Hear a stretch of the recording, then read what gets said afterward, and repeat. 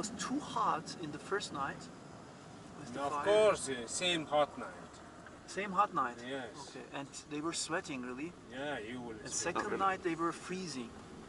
Yeah. And then they were built a big empire, East Timor period.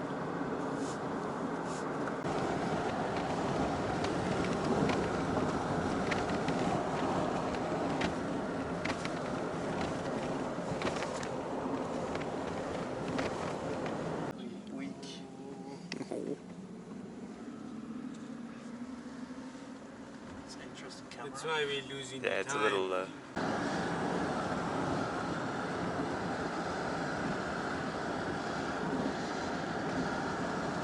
Are they selling those animals, nomad family?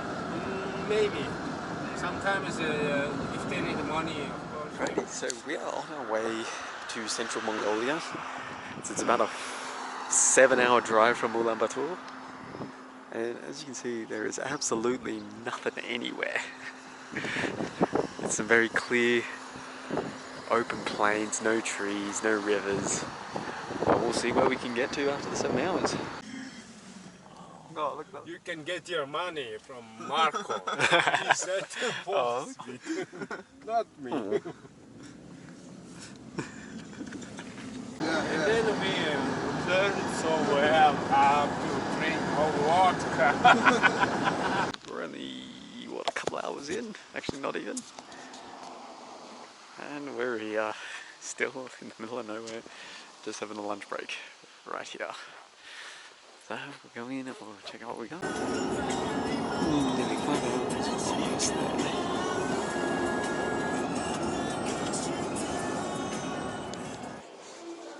This used to be the old capital of the Mongol Empire, when Genghis Khan was dominating the world. It's basically in the exact centre of Mongolia. So it was multinational and multi-religion. Religion was accepted there, or here, back in the day. Very bloody windy on the plains. But this is where Kharkhorin city used to be. It's the capital of the Great Mongol Empire. It used to be one of the centre cities of the world. Definitely not one of the largest, but definitely one of the more religiously tolerant, I think is probably quite accurate. I'm going to be staying in a gated camp here, or a yurt. But for now, I'll just show off some views, see how the wind looks.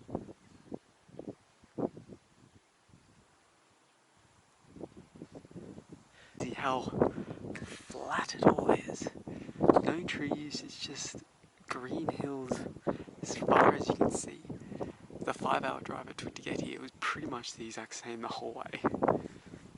And we're actually on this side of the building. Show it off just a little bit more.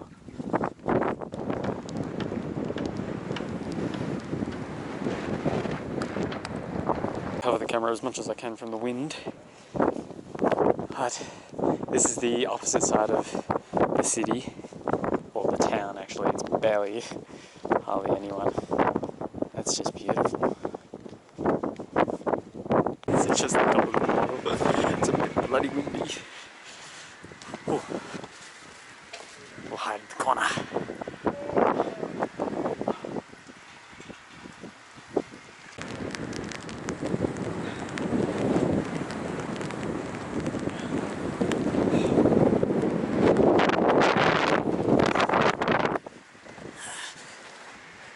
So you just see Kharkhorin, current city. On the far side is where the ruins are and where the monastery is. And there's basically a whole bunch of Gerd towns. So yeah, so they're the places where we're going to be staying tonight, which is where we are heading next.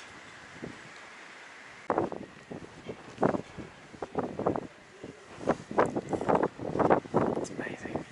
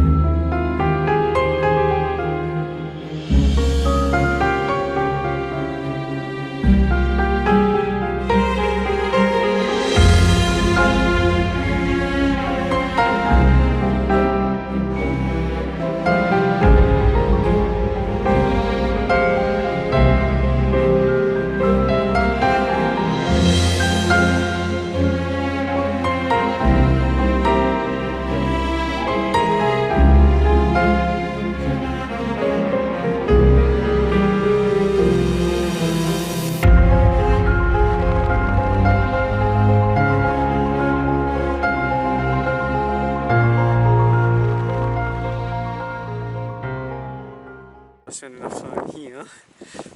When you talk all the way back over there to where our guide is standing. That view though is beyond incredible. I love that.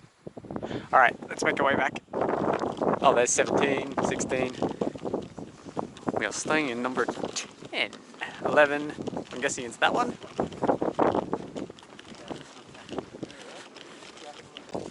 Let's see what we've got here.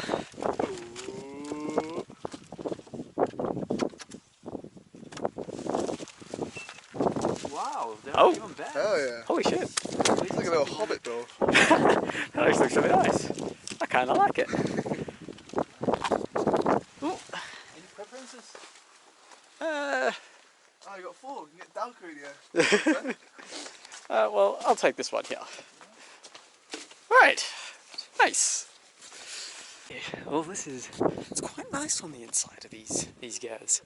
So it's been a 5-6 hour drive to get here. Then we had a bit of a quick look around, and now we're going to be staying at this camp for tonight. And then tomorrow we're staying at a nomadic family. So it'll be a bit more rustic. Either way, here we are. Going to be having dinner soon, so it's going to be good. It's going to be interesting. Okay.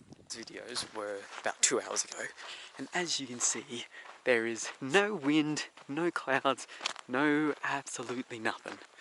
It has cleared up beyond bloody perfectly. So I'm just going for a quick walk, and then they got a little performance coming in about an hour's time, so that's going to be quite interesting. Let's go for a quick wander. Generally, everything is just so friendly out here. Like, I could imagine coming back here in winter and most of this being covered in just a small amount of snow. There's not a huge amount that comes here, just a small amount. Now I'm going to show you where I'm going. You might not be able to see it very well because of the sun glare, but you can see the monastery over there. I'm going to go for a walk to that gate there and then make my way back. Bloody hell. It's been a hell of a bit of a strange day, but been a really, really good kind of strange, I would say. I think I'm going to get over how, wouldn't say flat, like Mongolia is quite hilly, but just how hardly any trees there are.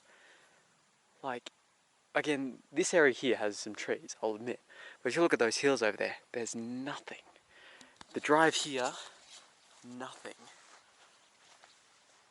And the wind is just gone. Oh, I'm so in awe of just the landscape. It's so plain, and yet it's so great. I don't know how to describe it.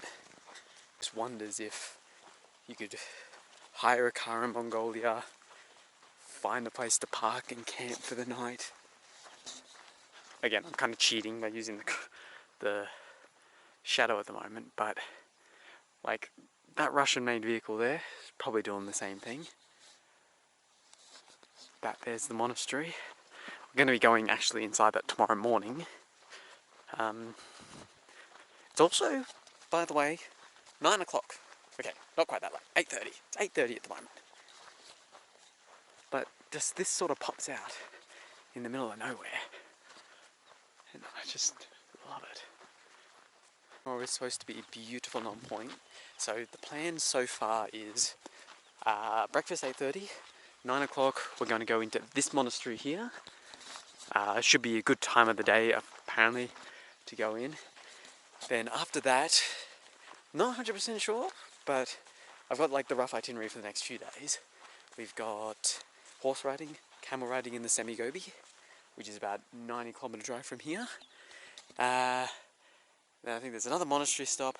We're staying with a nomadic family tomorrow night, so it's going to be very, very different to the girls I'm staying in tonight. And then we're back to Ulaanbaatar. I'm actually very, very excited for the next few days.